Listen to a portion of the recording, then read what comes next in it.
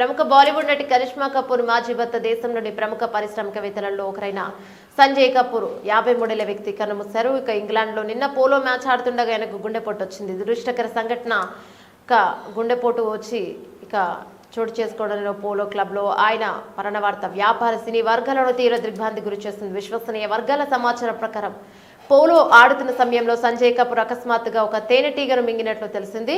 దీనివల్ల తీవ్రమైన allergy reaction వచ్చి ఆయనకు ఊపిరాడలేదు. ఈ పరిస్థితి గుండెపోటుకు దారితీసి ప్రాథమికంగా నిర్ధారించారు. వెంటనే ఆటను నిలిపివేసి వైద్య సహాయం అందించే ప్రయత్నం చేసినప్పటికీ ఫలితం లేకపోయింది. ఆయన బతికించలేకపోయారు. సంజయ్ కపూర్ భారత ఆటోమోటివ్ రంగంలో కీలకమైన వ్యక్తి. ఆయన సోనా కన్సల్ట్ సంస్థకు చైర్మన్ గా వ్యవహరిస్తూ ఆ కంపెనీని ఆటోమోటివ్ విడి భాగాల తయారీలో ముఖ్యంగా ఎలక్ట్రిక్ వాహనాలకు అవసరమైన విభాగాల ఉత్పత్తిలో ప్రపంచ స్థాయికి తీసుకెళ్లడంలో ప్రధాన పాత్ర పోషించారు. అలాగే ఆటోమోటివ్ కాంపోనెంట్ మ్యానుఫ్యాక్చరర్స్ అసోసియేషన్ అధ్యక్షుడిగా కూడా ఆయన తన నాయకత్వ పటిమతో దార్శనికతతో పరిశ్రమ అభివృద్ధికి విశేష కృషి చేశారు.